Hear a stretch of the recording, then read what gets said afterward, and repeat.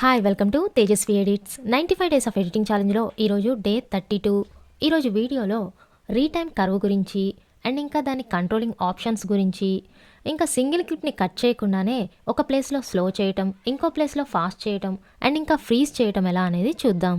So ఇప్పుడు మనం ఈ క్లిప్లో ఒక ప్లేస్లో స్లో మోషన్ ప్లే చేయాలి, ఒక ప్లేస్లో ఫాస్ట్ మోషన్ అండ్ ఒక ప్లేస్లో ఫ్రీజ్ చేయాలి.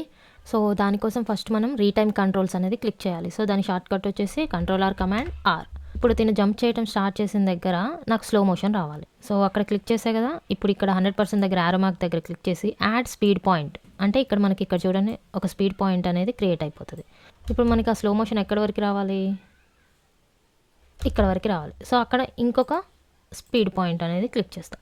ఇప్పుడు ఈ మిడిల్లో మనకి స్లో రావాలి, right? Speed change speed to 25%, slow play.